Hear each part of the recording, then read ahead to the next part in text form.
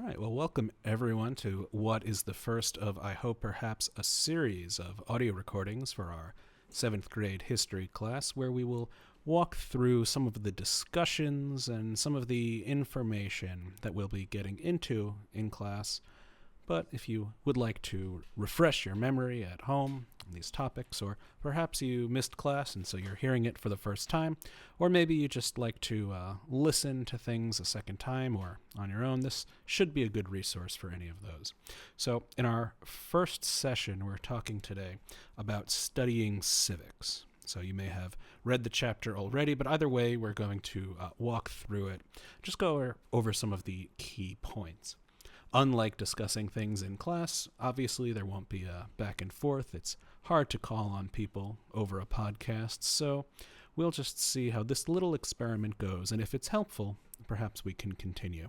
So in studying civics, we've got to imagine that the first question is, what is civics, or what are civics? What are we studying here? So civics, we're going to go with the definition, the study of government and citizenship. Right? We could have a much more complicated definition. What is the act of civics? How do you create a civilization through different civic practices? But let's keep things simple for now and say we're going to study government and citizenship. Citizenship is obviously sometimes part of government, so we'll parse that out as we go. So in the study of government, our first question always has to be, what are we talking about? And so in this case, how do we come to define a government? It's kind of hard to do. Everybody essentially knows what a government is. It's not a word that you're likely to look up if you hear it in conversation. Everybody feels like they already have a pretty good understanding of what a government is, and that's probably true. But because there are so many different governments in the world, and there are even more governments throughout history, and because each of these governments can look completely different, it pays to kind of have a general definition that we can use to encompass all governments. After all, a single king or ruler can be a government, but likewise, there are some legislative bodies that might have up to 1,000 members all discussing, and that's a government as well. So given that there's so much variation in what a government can look like, let's start with a very general definition. And we're going to say that a government is the organizations or individuals, or organizations and individuals, that have the right to rule over a certain group of people, right? So organizations can look a lot of different ways. The individual might be somebody like a king or a dictator or a president, or even just the fact that organizations are made up of individuals. This is all pretty clear. But what do we mean when we say the right to rule? Because that's really the sticking point.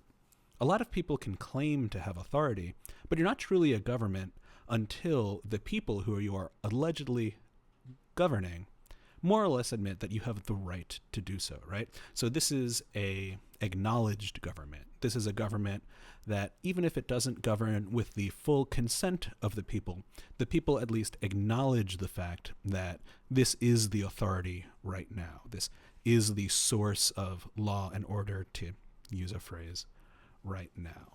Now, how do governments get this right? This can look very different in different types of governments.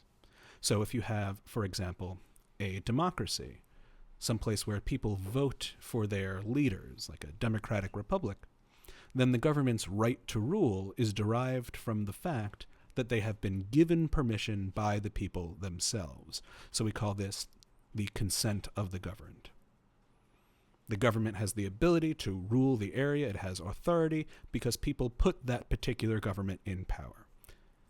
In other types of governments, though, they might claim that their right descends from elsewhere. So, for example, traditional monarchies often claim the divine right to rule, or that their family's right to rule a country or an area was dictated by their religion, or the religion of that country or civilization. There's all sorts of different claims that individuals and organizations could make to have the right to rule, and we call them a government when that right to rule is more or less accepted by a certain group of people. Okay? So a government can look like many different things, but the main idea is that people generally acknowledge their authority, their right to rule, wherever that right is derived from. However, just because we know what a government is doesn't necessarily mean we know why we should have it. Do we need it? Do we want it? Do we tolerate it? If you listen to just political discussion, people are often very upset with the government. Wherever you live, people often have complaints about the government. It's often talked about negatively. So given this consistency, why have a government at all? And there's obviously many, many different reasons. But let's talk about some of the most broad reasons, some of the overarching reasons.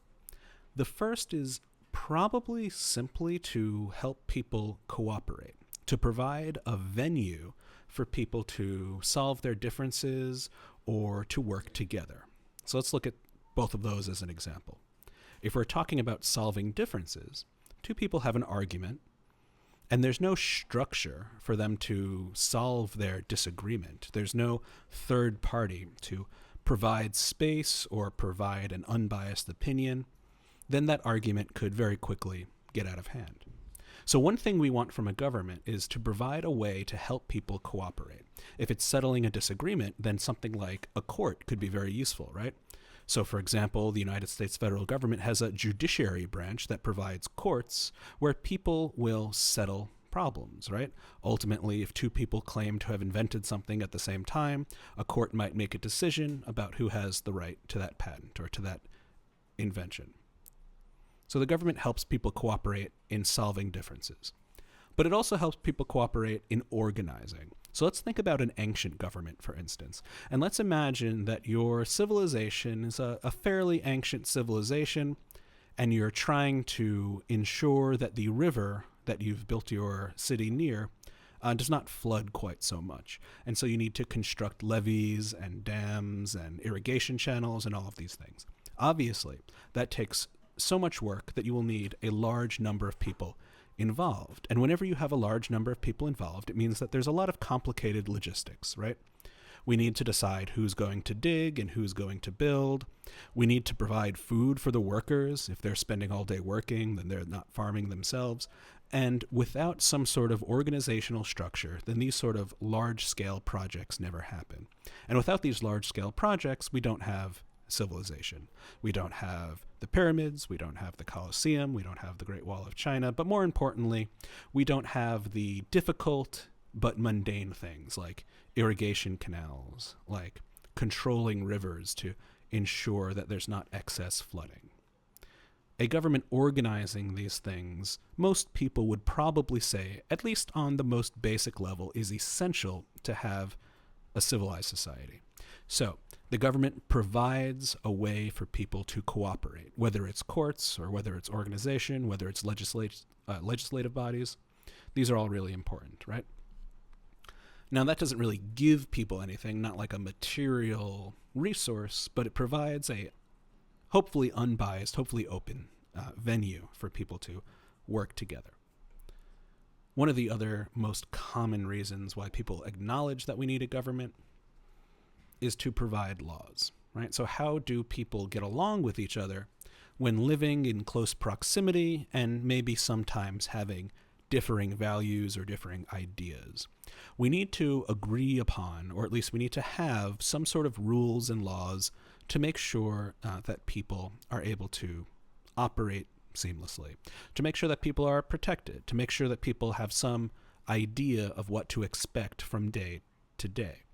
We wouldn't be able to, engage in the society that we do if every day we were afraid of what would happen when we walked out of our door. We need to have laws so that we have some idea that people are going to have a set of at least basic rules to follow, so we all know how to operate and what to expect. So government creates laws. How a government does this changes from place to place.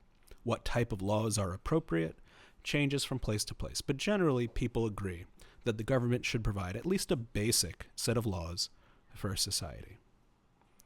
So that covers a good deal of what governments do, but in terms of material resources or services, in terms of the most visible areas of government action, we would be talking about providing services.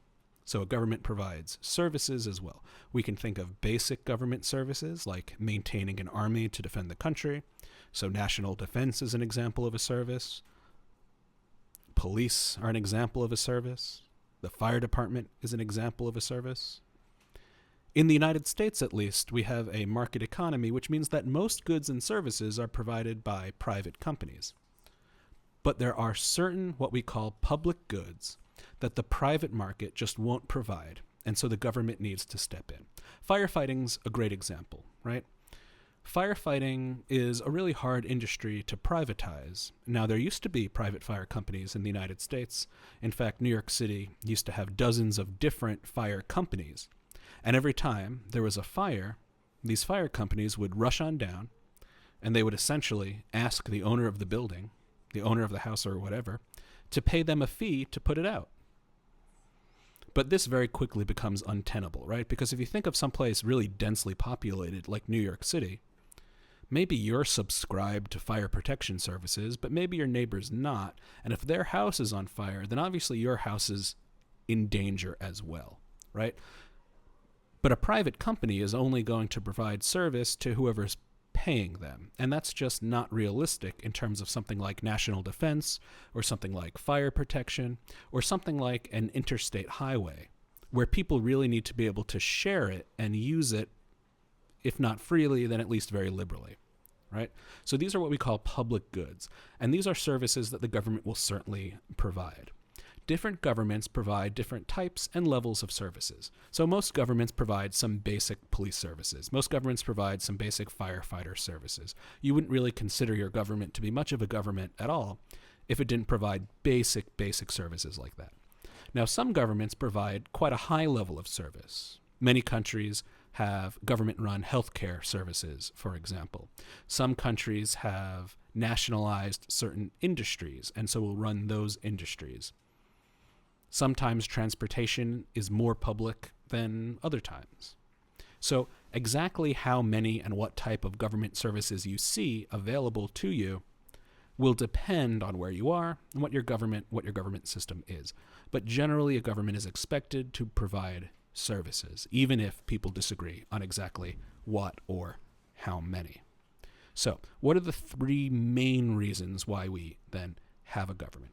To provide a venue for cooperation, to help people work together, to cooperate with each other, to provide laws, a basic set of guidelines for people to follow, and to provide services.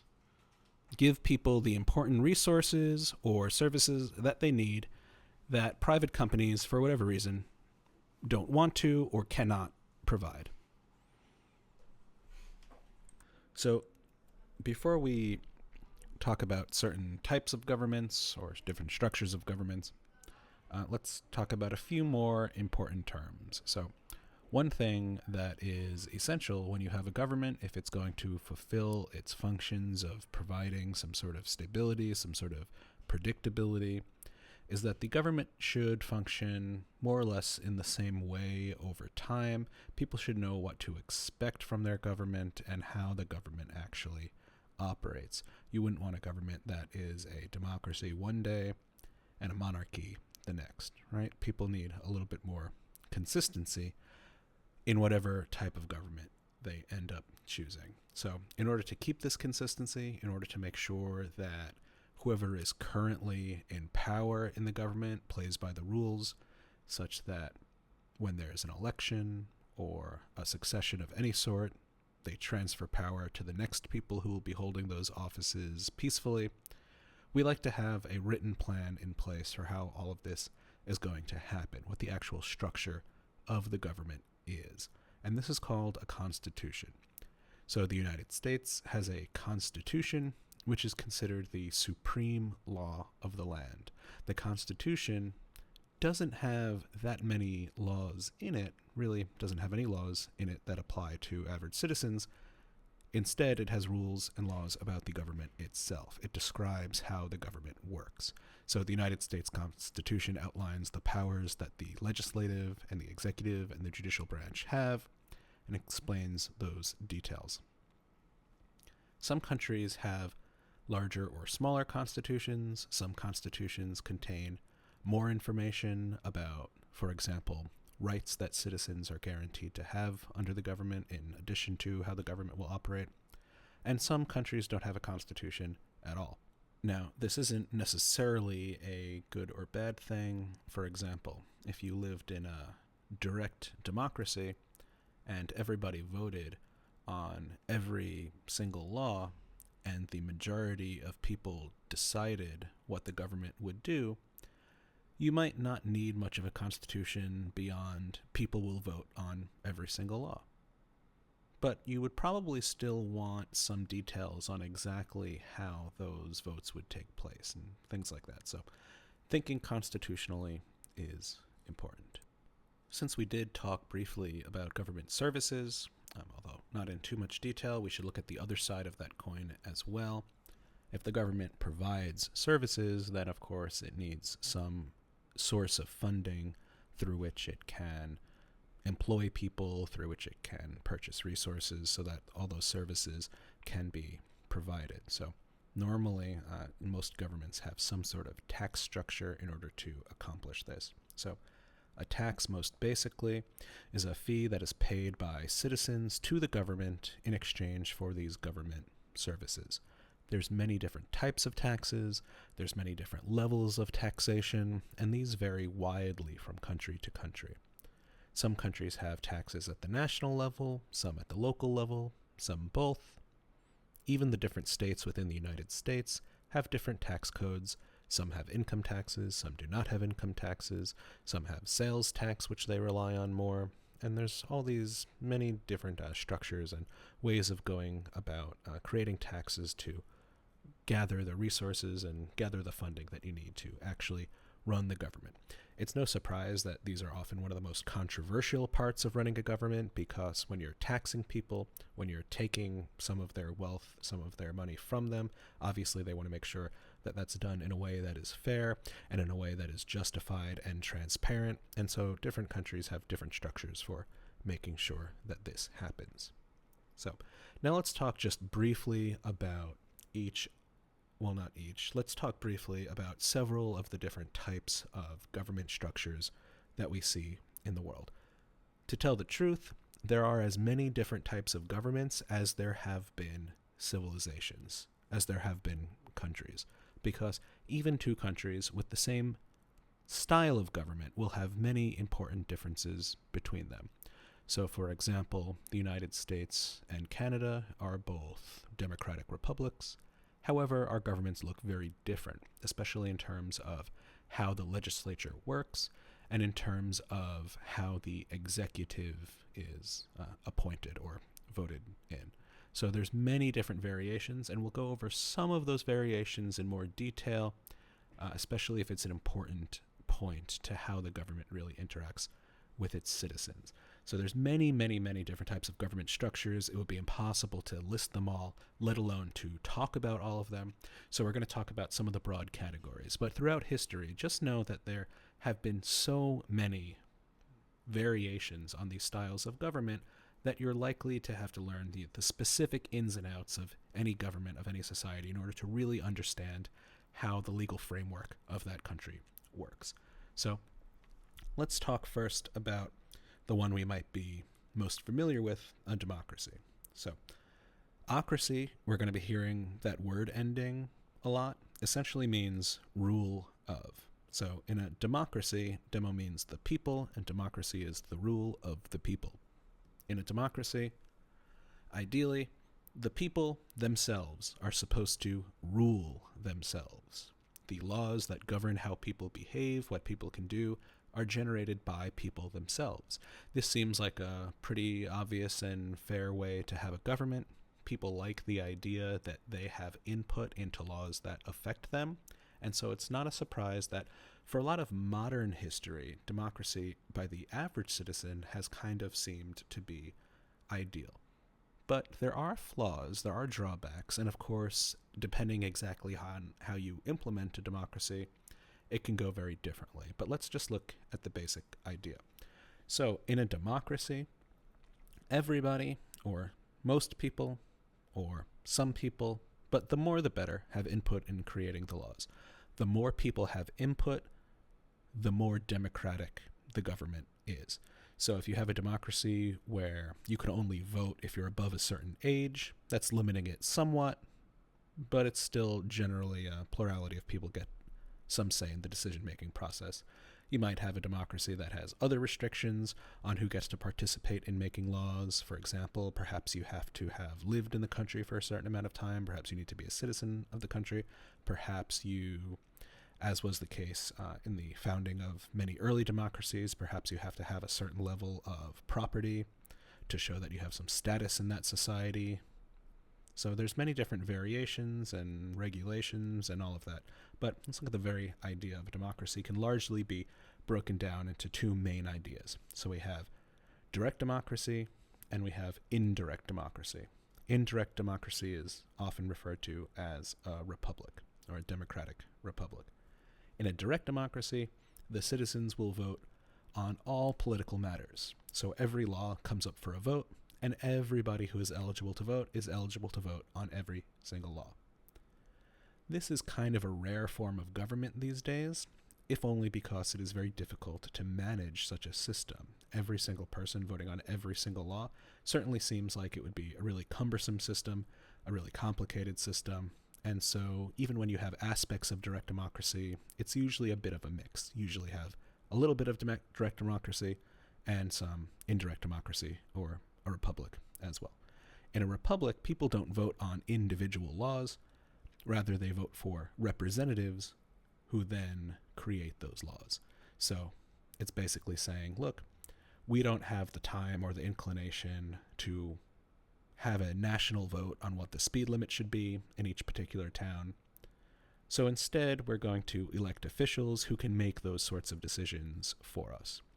We still feel like we have input on those laws because we decided on the people who are deciding, but we also don't have the responsibility to pay attention to every single little matter if it doesn't directly affect us, or if we just don't have the time and inclination to do so, right? So a direct democracy or a republic both really value the citizens' input, and so people feel generally like they have a hand in government, and hopefully that means that you really do have a government of the people, by the people, and for the people, as we would say in the United States. Next, we want to think about what a more common system of government might be, especially if we're looking historically at the time periods where we are. So let's talk a little bit about a monarchy. So a monarchy, again, archy, rule of. So in this case, we have the rule of one. So this goes along with the idea of a supreme royal who's in charge of essentially everything. But we should have some distinction here as well.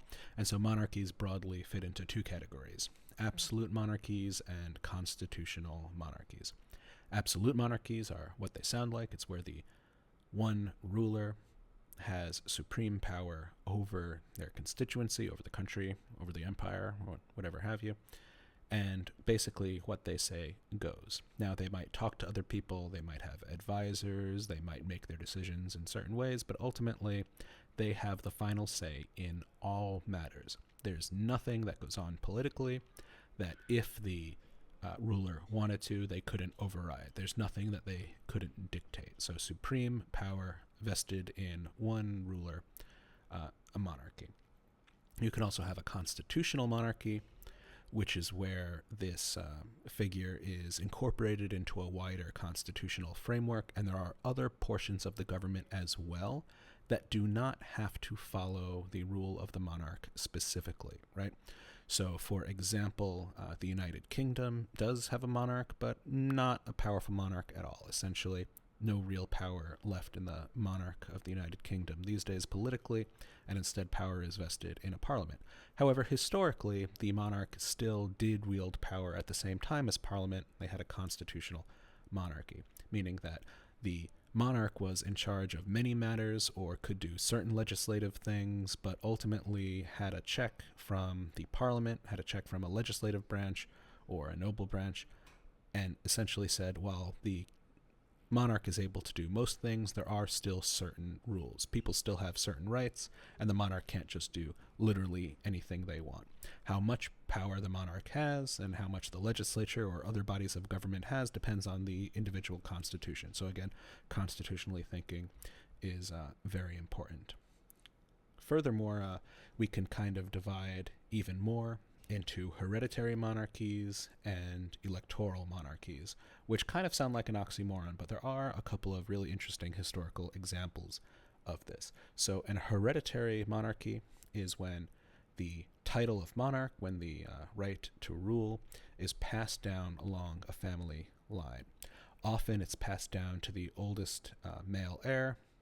However, that's not necessarily the case. There are hereditary monarchies that value both genders equally as rulers.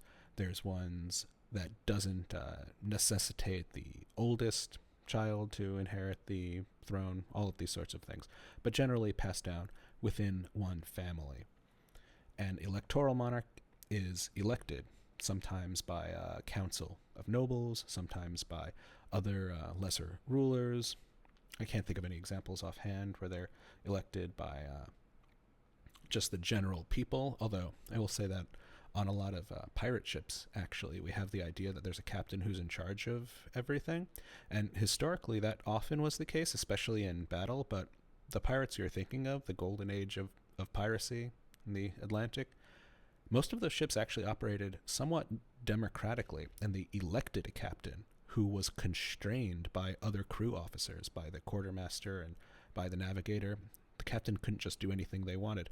It was only in battle that you had to follow exactly the captain's orders, otherwise face harsh discipline. So even in an example like that, captain of a ship, sometimes there's some flexibility in terms of absolute rule.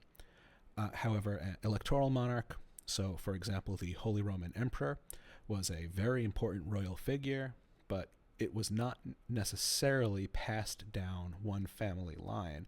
Instead, a council of electors, a council of nobles from all the different regions of the Holy Roman Empire met, and they decided which among them has the right to be the next, in this case, king or emperor of the Holy Roman Empire. So I want to hold out that historical possibility, even though it is usually a hereditary monarch when you do have a monarch. So a monarch is one example of a type of government called an autocracy, but there are other types of government that file under autocracy as well. The one we'll usually think of is a dictatorship. So a dictatorship is where you have one person who gets to dictate what the laws are. So essentially an absolute monarchy, but you don't usually have royal titles associated, and you don't usually have any sort of hereditary aspect to it. So instead of a king, this is usually somebody more like who's overthrown the government. Perhaps they were a military figure. Perhaps they came into power in another way. So it's somebody who has absolute power, as if they were an absolute monarch, but without all those trappings of royalty, without hereditary passing on of the crown, and without the constitutional framework that constitutional monarchs have. So an absolute monarch and a dictator are pretty similar, but we want to make those distinctions just so that we can describe individual situations a little bit better. Okay, so if we want to move on a little bit more, we had the rule of the many, the rule of the people in a democracy. We had the rule of the one in a monarch or in an autocracy or dictatorship. So let's also talk about the rule of the few. So the rule of the few is known as an oligarchy, and there's a lot of different types of oligarchies. The rule of the few doesn't, tell you that much, other than that there's a few people involved in making decisions. So less than a democracy, way less than a democracy, but more and perhaps way more than an autocracy. So there's a couple of different types of oligarchies that we should talk about. The first, and probably the most relevant for this course, is an aristocracy. So an aristocracy is technically the rule of the noble, or the rule of the virtuous. And the rule of the noble, people who are noble, like people who have noble ideas and intentions and all of that, it's where we actually get the classification of like dukes and counts and barons and all of these things are called nobles. This is where that comes from. So In a aristocracy, you have a small set of people who are involved in ruling, and this set of people is selected, at least allegedly, based on their noble virtues, based on their ability to be like essentially good people who make good decisions. The titles of who's in an aristocracy might be very different times and different places, but in terms of European aristocracies and the time periods that we're going to be, looking at this year primarily, each of these like individual offices or positions are likely hereditary as well. So an example of a aristocracy might be a country where you have a monarch in a constitutional monarchy, and the group of people that the Constitution binds the monarch to are the aristocrats. So sort of the lesser nobility, not the royal family, but the other important families in the area. So you might have the king of an area, but also important families that within that area are considered to be noble or more important within the constituent regions, right? So in England, you can have the King of England, but likewise, you also have different nobles like the Duke of particular areas or cities and things like that. How much power the aristocrats have compared to the monarch might be different. If there's a monarch at all, could be different from place to place. But generally, the rule of a small set of noble people who are considered to have like some sort of special status within the society to be able to help run the government and make these sorts of laws. So an aristocracy is when you have a whole group of nobles who have special powers and privileges in government. A constitutional monarchy is often also an aristocracy, right? So you have the monarch who's constrained by the aristocrats below him, but that group is more or less not constrained at all by the actual citizens of the country or by the actual people. Another type of oligarchy would be, for example, plutocracy. And in a plutocracy, it's not the rule of the noble, but instead the rule of the wealthy, right? So those with the most money have the most right to rule. You could say that this is an official form of government, I suppose, although I don't know of any governments that would admit to this. But you could also have it kind of be the de facto way a government works, even if it doesn't work this way officially. You could have a situation where the very wealthy more or less get to make the important decisions, even if they're not technically in charge, right?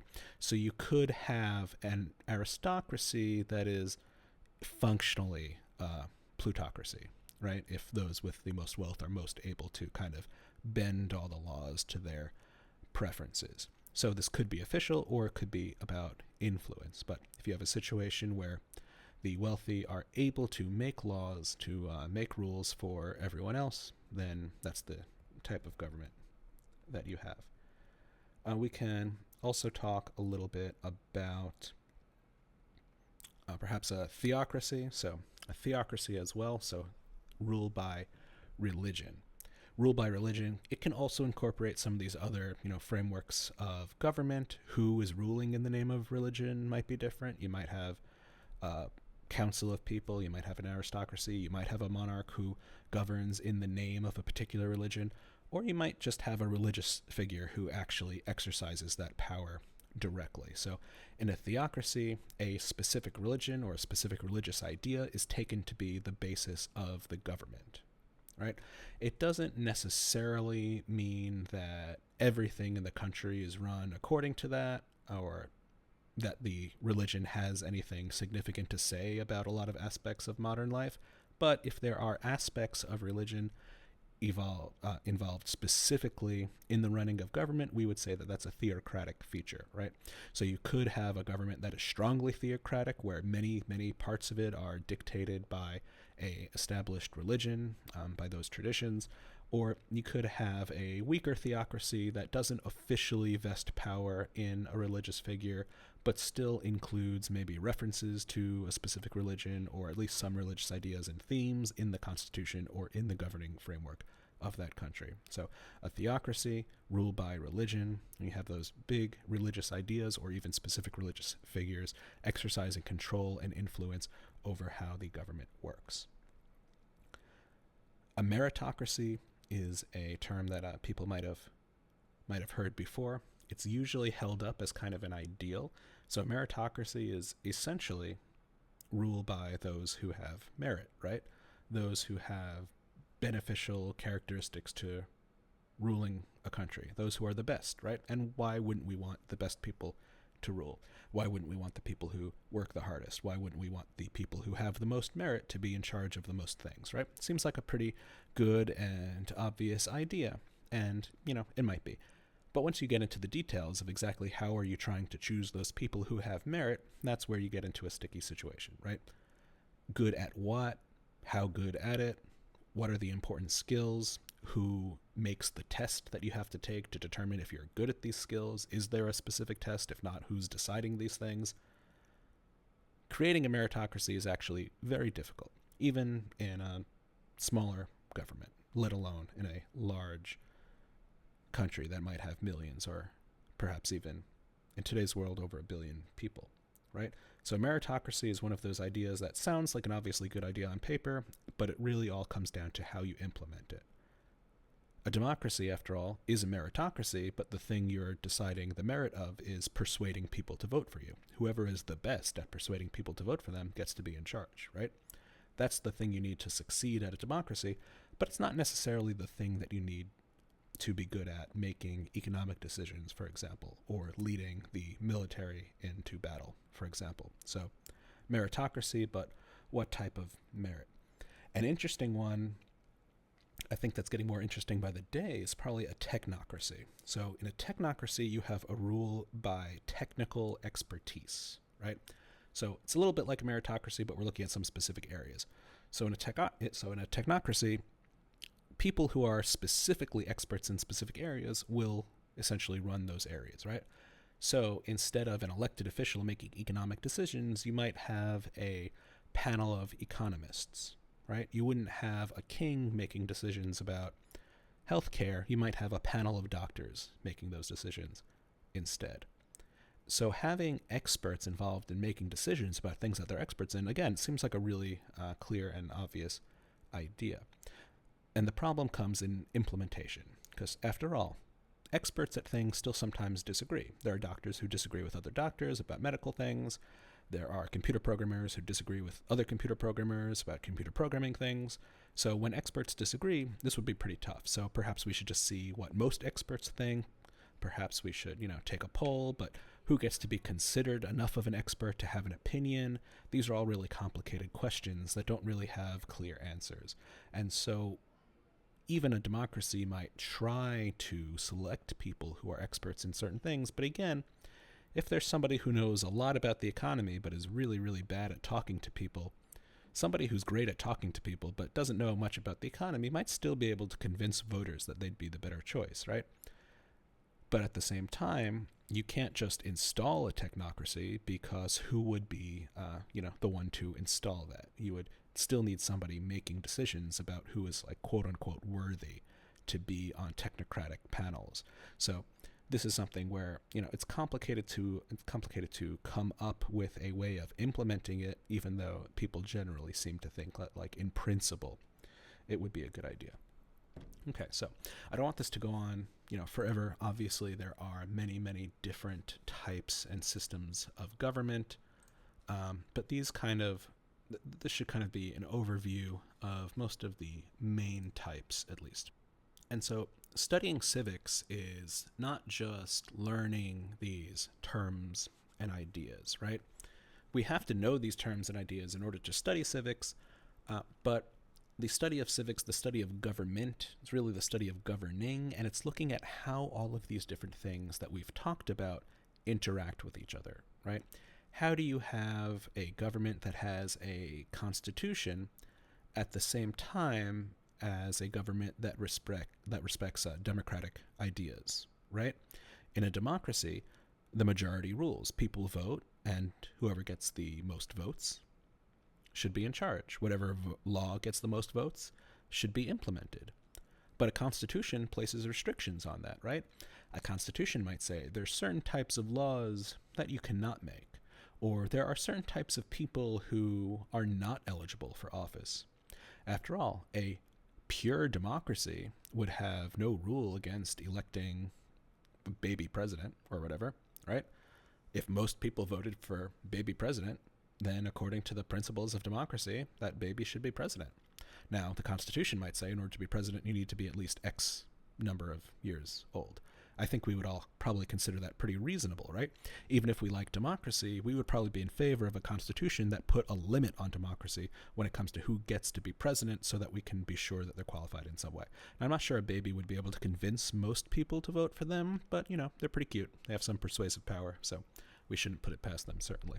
So how do all of these things interact, right? How do you have a constitutional monarchy that also is able to give people the feeling or impression or actually represent the average citizen as well? How do you take their needs into account? Because if you don't do so for long enough, then you're certainly going to face an unhappy population, and kings with an unhappy population tend not to be kings for all that long, right?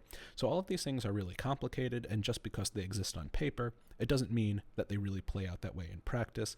And like we've already said, every single system of government is unique. Every democracy that exists in the world right now is a little different than every other democracy, and those differences can be very important to how governing plays out, to how history plays out in that country.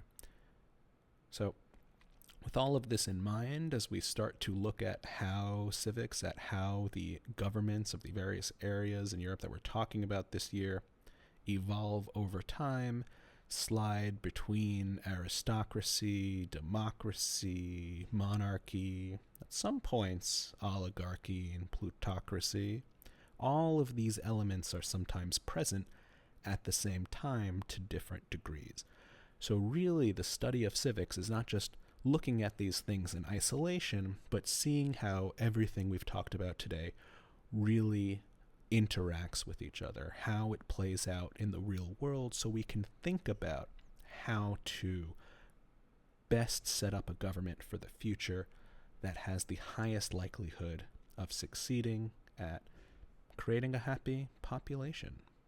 So this has been a brief overview of studying civics. Make sure to read the chapter as well. It has some information that might not be in this lecture, and at the same time, this lecture might talk about some things that are not quite spelled out in the reading. But I hope that this kind of gives a overall idea, and I hope that people think to themselves or think with others about what types of systems of government, what types of system of authority and power you think are really ideal, because that determines the direction that you want to make or remake your community or country or even the world. Thank you.